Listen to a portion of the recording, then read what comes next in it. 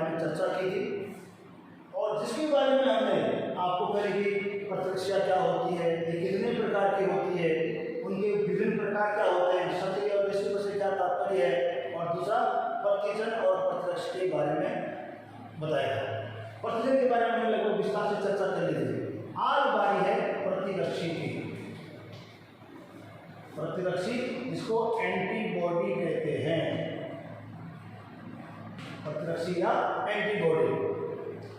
प्रतिरक्षी एक प्रकार के विशिष्ट प्रकार के प्रोटीन होते हैं जिन्हें इम्यूनोग्लोबुलिन अर्थात आईजी कहते हैं, या इसको हिंदी में कहेंगे प्रतिरक्षी ग्लोबुलिन, क्योंकि इम्यून का शब्द का होता है प्रतिरक्षा, प्रतिरक्षी ग्लोबुलिन कहते हैं, प्रतिरक्षी ग्लोबुलिन कहते हैं, जो कि गामा ग्लोबुलिन के प्रकार हैं।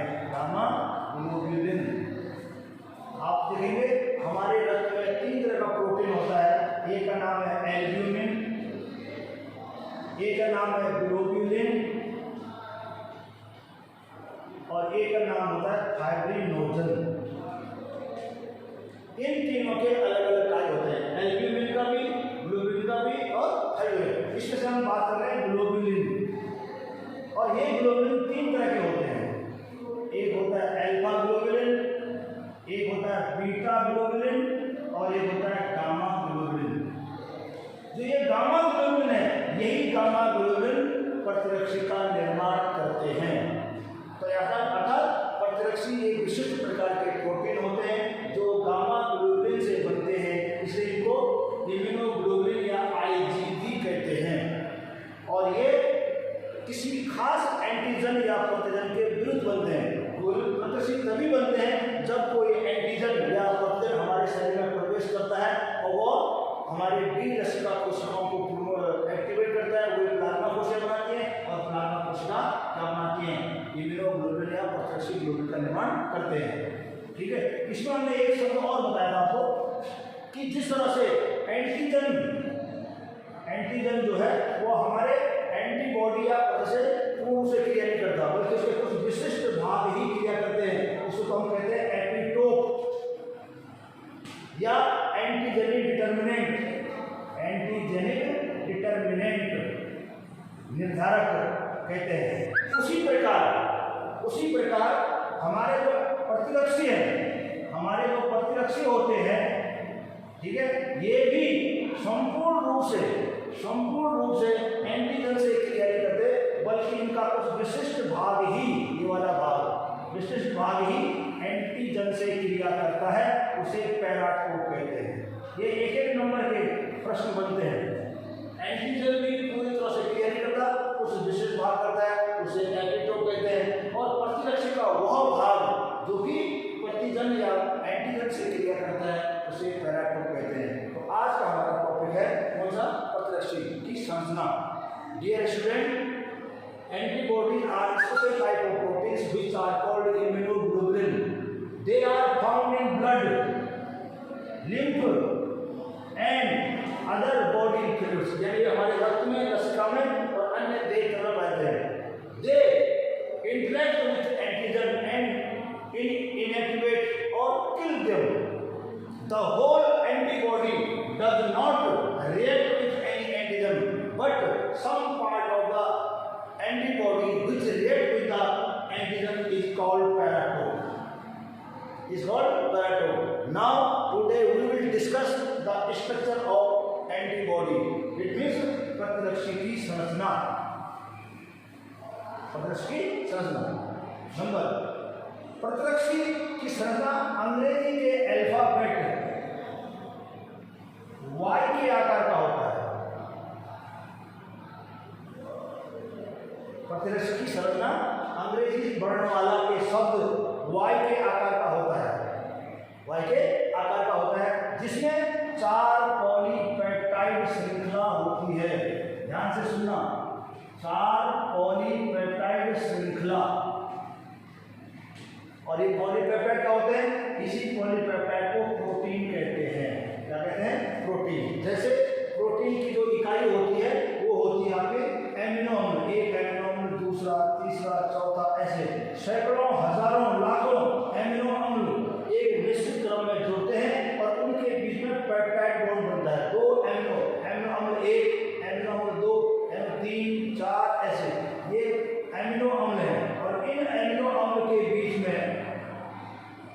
इन एमिनो अम्ल के बीच में दो एमिनो मिलता है, पेप्टाइड बॉन्ड बनता है।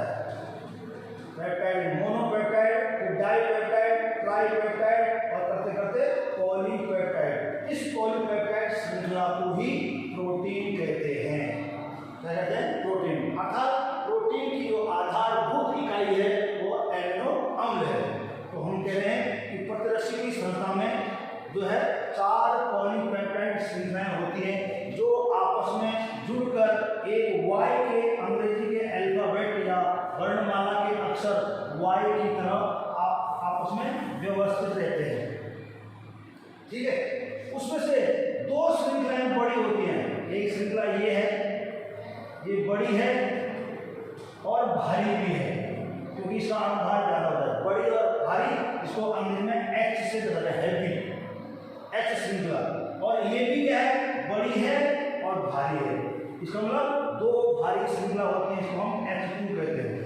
H1 और H2 2 श्रृंखला है। क्योंकि हमने लिखा है 4 पॉलीपेप्टाइड श्रृंखला।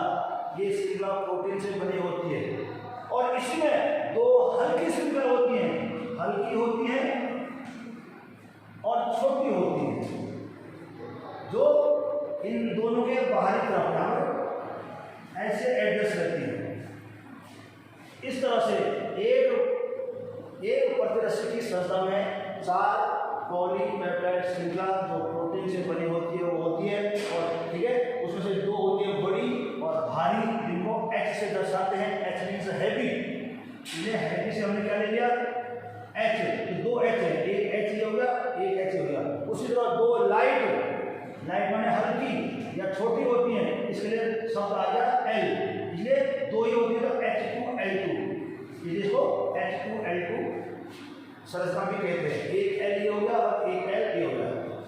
इसका मतलब ये है कि एक प्रतिरक्षी या एक एंटीबॉडी, एक प्रतिरक्षी या एक एंटीबॉडी 2 अर्धांशों से बनी होती है। 2 आधे अंश, आधा अंश यहाँ से इधर को, जिसमें एक H और एक L, एक HL ये होगा और एक H और एक L होगा, एक HL ये होगा।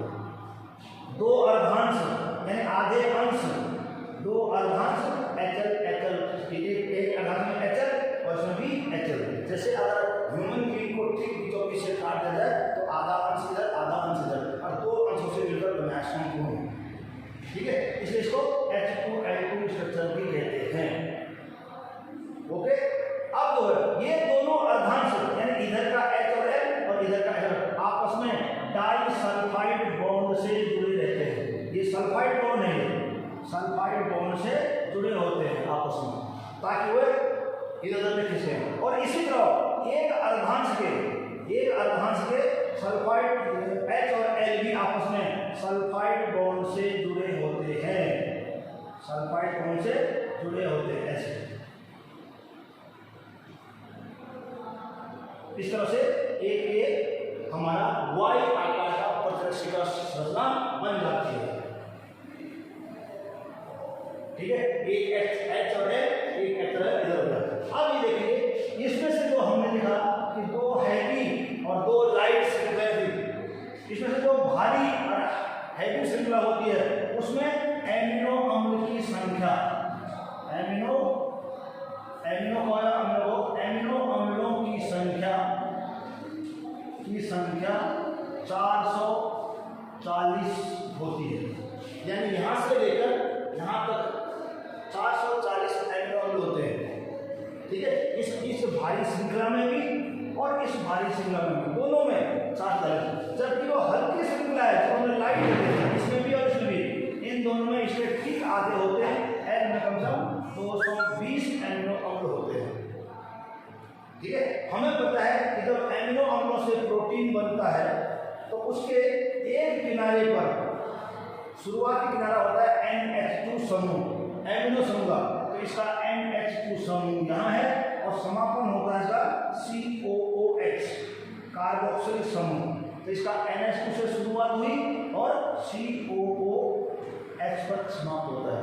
इसी प्रकार ये भी NH2 से शुरू होगा और COOH पर खत्म होगा। यहाँ भी NH2 होगा, यहाँ COOH लाइट का, और यहाँ भी NH2 और यहाँ भी COOH।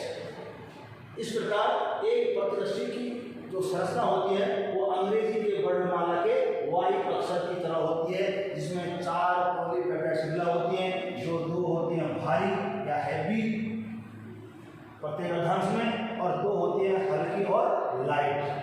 दोनों की शुरुआत NH ग्रुप से होती है और समापन COH तक, इसी NH से लेकर COH तक। और ये दोनों अर्धांश एक H और एक L, एक H और एक L आपस में डाइसल्फाइड बॉन्ड से जुड़े होते हैं और एक ही ओर के H और L श्रृंखला भी डाइसल्फाइड बॉन्ड से जुड़े होते हैं। इसमें जो Y आकार का दिख रहा है, Y आकार के जो किनारे सिरे होते हैं, इसमें एक विशिष्ट संरचना होती है। यहाँ शुरुआती तौर पर जहाँ पर NH2 होता है वहाँ पर क्या होता है, एक विशिष्ट संरचना होती है, ठीक है, जहाँ से यह एंटीजन से क्रिया करता है, एंटीजन से क्रिया करता है। इसलिए इस भाग को हम क्या कहते हैं, एंटीजन बाइंडिंग अर्थात प्रतिबंधन स्थल भी कहते हैं, एंटीजन बाइंडिंग साइट। हिंदी में कहें तो प्रतिजन बंधन स्थल कहते हैं। यहीं पर वो एंटीजन्स को पकड़ता है और उसको निष्क्रिय करता है, इधर भी और इसमें भी, ऐसे। इसलिए इसको अंग्रेजी में FAB कहते हैं, अर्थात फ्रैक्शन एंटीजन बाइंडिंग साइट, प्रतिजन बंधन स्थल, जो कि इसके शुरुआत में भी, ऐसे शुरुआत में, और इस पोर्शन का नाम है फ्रैक्शन एंटीजन बाइंडिंग। जबकि जो दूसरा है जो स्थिर रहता है, ये वाला पोर्शन यहाँ से आता है, यानी यहाँ से यहाँ तक, इसको म्यू लगाते हैं, इसे कहते हैं FC फ्रैक्शन कांस्टेंट, अर्थात स्थिर खंड। ये स्थिर रहता है, इसकी ये हिलता डुलता नहीं है, जबकि ये वाला भाग हिल डुल सकता है, इसलिए इसको अस्थिर खंड भी कहते हैं, अस्थिर खंड। इस तरह से Y आकार में जो भुजा है, एक भुजा ये हिल डुल सकते हैं, जैसे हम अपने उंगली को हिला सकता हूं ऐसे, ठीक है। ये होगा FAB अस्थिर खंड, और ये वाला पोर्शन जो है आधार का, ये FC फ्रैक्शन कांस्टेंट स्थिर खंड कहलाता है। और इनका जो भुजाओं का उद्गम है, यहाँ पर भुजा यहीं से पैदा हो रही है, ये भुजा गैप, और ये अपना आकार चेंज रहा है। इस स्थान को कहते हैं हिंज या कब्जा, HINGE, हिंज या कब्जा कहते हैं, और ये हिंज या कब्जा लचीला होता है, जिसके कारण कोई भी एंटीबॉडी एंटीजन की संरचना के अनुसार अपनी आकृति और आकार में परिवर्तन कर सकता है। एंटीजन छोटा है या बड़ा है, उसमें वो एंटीजन को पकड़कर उसको निष्क्रिय कर सकता है, आकृति में परिवर्तन कर सकता है। इस तरह से एक प्रतिरश्मि की संरचना अंग्रेजी के वर्णमाला के अक्षर Y की तरह होती है, इसमें 4 पॉलीपेप्टाइड श्रृंखला होती हैं, 2 भारी या हैवी होती हैं, 2 हल्की या लाइट होती है। भारी या हैवी में 440 एमिनो अम्ल होते हैं, जिनकी शुरुआत NH2 से होती है, समापन COH समूह से होती है। उसी तरह हल्के में भी होता है, और ये 2 अर्धांश, यहाँ से आधा हिस्सा कर लो, एक भारी और एक हल्का, इधर भी एक भारी और अर्थात 2 अर्धांशों से मिलकर बना होता है, इसलिए इसको HL डाइमर भी कहते हैं। डाइमर माने 2 अणु, मोनोमर माने होता है एक अणु, और डाइमर माने होता है 2। H भी 2 है, L भी 2 है, HL डाइमर, एक H एक L, दूसरा H दूसरा L, ये होगा HL डाइमर। और English medium student, the structure of antibody is just like a alphabet of English language in which 4 polypeptide chains are present. 4 polypeptide chains are present, in which out of 4, 2 are H and 2 are L. H means heavy and L means light. It is made up of 2 halves, and each half contains 1 heavy and 1 light polypeptide. Another half also 1 heavy and 1 light chain. Both the half of a dimer are joined with disulfide bond. One sulfide, another sulfide. One sulfide, another. It is called disulfide bond.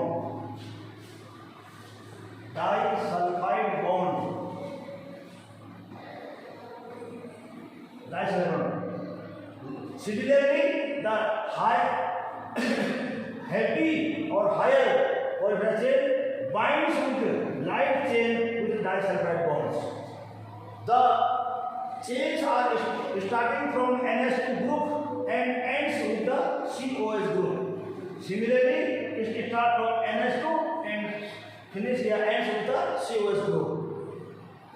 The apex part of the 1H and 1L makes a specific portion which is called FAB, fraction antigen binding. Fraction antigen binding. So it is called FAB and it is temporary or variable. It can change its shape. It can move, but the lower portion, the basal portion of the antibody is fixed. It does not move. It is called constant part, the constant fraction. So we can say it FC, fraction constant. Hindi में स्थिर क्रम. The origin of both the arms of the Y structure, one arm and other arm, these are started from the origin of these two arms from this word. This is called hinge. That is called hinge. And hinge help the antibody to change its structure according to the structure of antigen and hold them tightly and inactivate or kill them. So I think the number of amino amla in H polypeptide is 440 amino acids. This heavy chain and this heavy chain of the antibody contains 440 amino acids, while the light chain, this and this, contains only 220 amino acids, just half of the heavy chain. So it is the structure of antibody. Now I will tell you how many types of antibody. How many types of antibody? यानी कि प्रतिरक्षियों के कितने प्रकार होते हैं? प्रतिरक्षी के प्रकार हमने कल भी से चर्चा की थी कि हमने कहा 5 प्रकार के होते हैं, यानी कि types of antibodies. Types of antibodies and DNAs. प्रतिरक्षियों के 5 प्रकार होते हैं. Number 1 IgA. I means immunoglobulin A, जिसे कहते हैं प्रतिरक्षी ग्लोबुलिन. इम्यूनो मीन्स होता है प्रतिरक्षी, जी का मतलब है globulin. Globulin A for alpha. A for alpha. ये ग्रीक शब्दावली, जिसको ग्रीक यानी यूनानी भाषा, ग्रीक या यूनानी भाषा के शब्द हैं. जैसे थीटा, पाई, डेल्टा, आप मैथ में या कहीं किसी से पढ़ोगे उसे रहो. इम्यूनोग्लोबुलिन ए, प्रतिरक्षी ग्लोबुलिन अल्फा. Number 2 IgB. इसका नाम हो जाएगा प्रतिरक्षी ग्लोबुलिन डी मॉन delta. D means delta. Number 3 IgE. IgE प्रतिरक्षी ग्लोबुलिन, ई का मतलब होता है एप्सिलॉन. ये सब ग्रीक शब्दों वाली है. IgA प्रतिरक्षी ग्लोबुलिन अल्फा, IgD प्रतिरक्षी ग्लोबुलिन डेल्टा, IgE प्रतिरक्षी globulin epsilon, and number 4 IgG प्रतिरक्षी globulin gamma. And number 5 IgM प्रतिरक्षी ग्लोबुलिन, इसको कहते हैं आपका म्यू.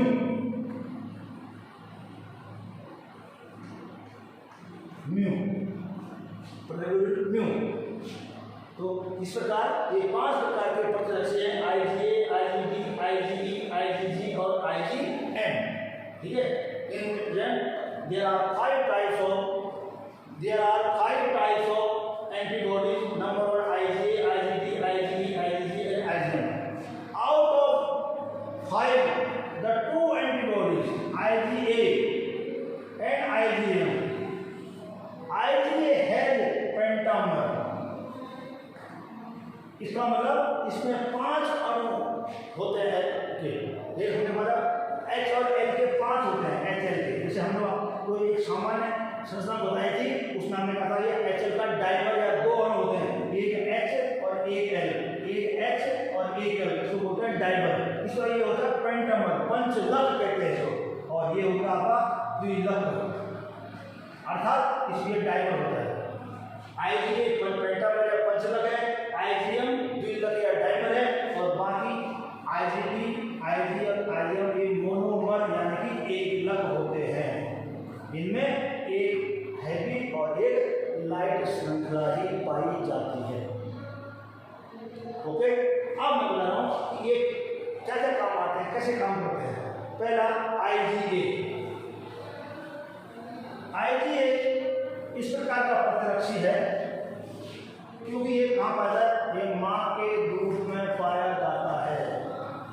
माँ के दूध में पाया जाता है। नवजात शिशु उत्पन्न होता है और माँ से दूध प्राप्त करता है, तो माँ के दूध में उस शिशु को अनेक पाचन संबंधी या श्वसन संबंधी विकृतियाँ या रोगों से बचाव के लिए माँ के दूध में एक बना बनाया प्रतिरक्षी पाया जाता है, उसे कहते हैं IgA।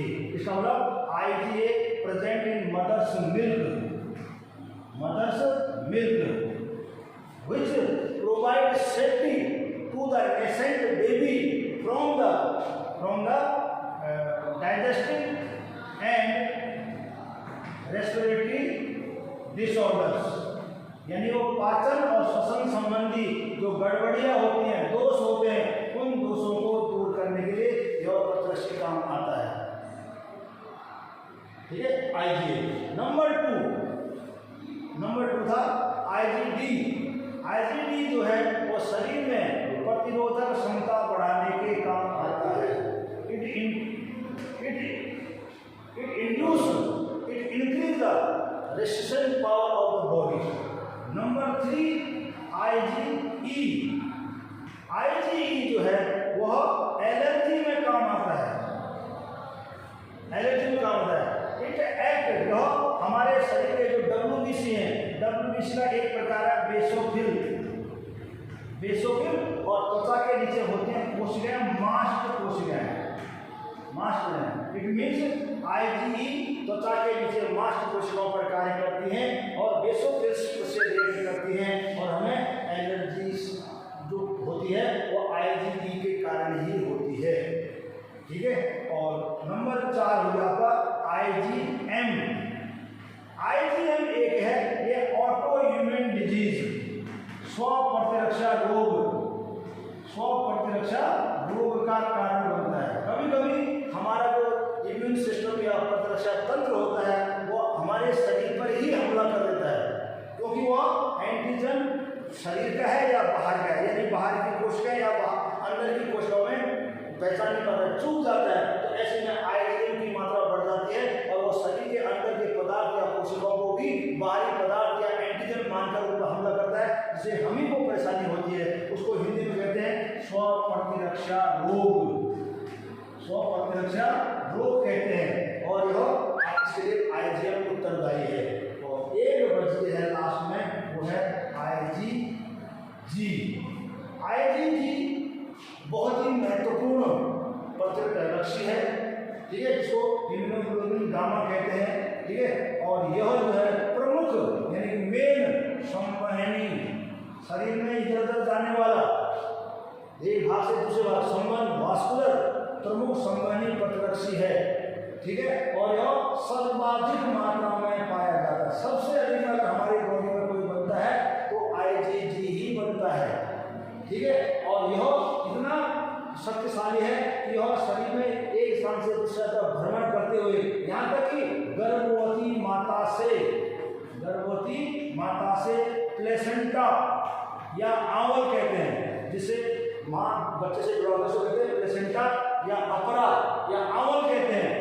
उससे उसको भी प्लेसेंटा को भी पार करके भ्रूण या एम्ब्रियो तक पहुंच सकता है, भ्रूण या एम्ब्रियो तक पहुंच सकता है। कैसे सुन लीजिए, आईजीजी एक प्रमुख संवहनी प्रतिरक्षीय एंटीबॉडी है जो शरीर में सबसे अधिक मात्रा में पाया जाता है। गर्भवती माता से यह प्लेसेंटा को पार कर भ्रूण में भी पहुंच जाता है और उसको अनेक प्रकार के रोगों से सुरक्षा प्रदान करता है। एक और चीज है, जब भी हमें कोई बाहरी संक्रमण होता है, जब भी कोई जीवाणु, कोई कीटाणु, कोई रोगाणु, कोई विषैला पदार्थ जो शरीर का नहीं है और बाहर जाता है, शरीर में संक्रमण होता है, सबसे पहले कौन बनता है? आईजीएम। आईजीएम किसी भी संक्रमण के बाद बनने वाला सर्वप्रथम प्रतिरक्षी है। ये भी एक इम्पोर्टेंट है। सबसे पहले आईजीएम बनेगा, फिर आईजीएम बनने के तुरंत बाद आईजीजी बनता है और वह सबसे अधिक मात्रा में बनता है। प्रमुख संवहनी पदार्थ है और यह शरीर में एक स्थान से दूसरे स्थान तक रक्त में, लसिका में या देह द्रव में घूमता रहता है और यहाँ तक कि वह गर्भवती माता से, प्रेग्नेंट लेडी से, it can cross the placenta from the pregnant lady and reach to the embryo, अर्थात गर्भवती माता से प्लेसेंटा या अपरा को भी पार करके भ्रूण तक पहुंचाता है और उसे अनेक रोगों से बचाता है। इस प्रकार से हमने प्रतिरक्षकों के 5 प्रकार बता दिए आपको। Number 1 IgA, number 2 IgD, number 3 IgD, number 4 IgM और नंबर 5 आईजीजी। तो मैं समझ रहा हूँ कि हिंदी और इंग्लिश में आप दोनों समझ जाओगे। आईजीए एक निष्क्रिय प्रकार का प्रतिरक्षी है क्योंकि यह बच्चे के शरीर में नहीं बनता, माँ के दूध में बनता है और माँ के दूध में जब बच्चा स्तनपान करता है, दुग्धपान करता है, तो उससे उसको अनेक पाचन और श्वसन संबंधी जो रोगों से बचाता है। It is present on mother's milk by which a nascent baby gets antibodies to prevent digestive and respiratory disorders. Number 2 में कहा आईजीडी, इसमें जो शरीर की प्रतिरोधक क्षमता बढ़ाता है, it increase our resistance power. IgE it is occurs during the allergy, छींकना, खांसना, श्वास लेना, खुजली होना, ठीक है, ये एलर्जी के लक्षण होते हैं। जब भी कोई बाहरी पदार्थ हमारे साथ आता है तो हमारा एंटीबॉडी अगेंस्ट रिस्पॉन्स करता है। कभी कभी वो रिस्पॉन्स बहुत ज़्यादा हो जाता है, ओवर रेट हो जाता है, उसी को कहते हैं एलर्जी और ये बेसोफिल और मांसपेशियों पर कार्य करता है।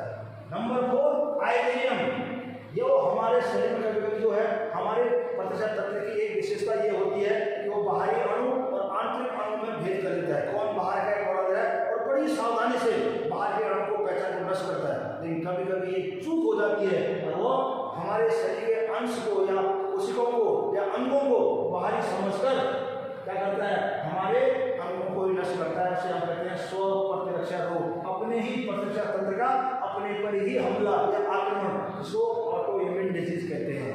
और नंबर लास्ट है आईजीजी, जो यह मेल वास्कुलर एंटीबॉडी प्रमुख संवहनी है जो शरीर में सबसे अधिक ग्रेटर नंबर में बनता है and it can cross the placenta from a pregnant lady to the reach the embryo and protect it from the various types of infections. हाँ, एक और मैंने बताया था कि जब भी हमारे शरीर में कोई भी संक्रमण होता है जीवाणु से, कीटाणु से, बाहर से, तो सबसे पहले बनता है आईजीएम, सबसे पहले बनने वाला, और इसके बाद 2 नंबर में बनता है वो बनता है आईजीजी, जो सबसे अधिक मात्रा में बनता है। तो आज के लिए इतना ही। कल हम चर्चा करेंगे रक्त समूह के बारे में, ब्लड ग्रुप के बारे में कि रक्त क्या होता है, इसमें इसके घटक कौन कौन से होते हैं, ठीक है, उसका तरल भाग क्या होता है, उसकी कोशिकाएं कौन सी होती हैं, उनका क्या कार्य है। तो आज ना पढ़ो, उसके नोट्स बनाओ और कंटिन्यू पढ़ाई करते रहो। धन्यवाद।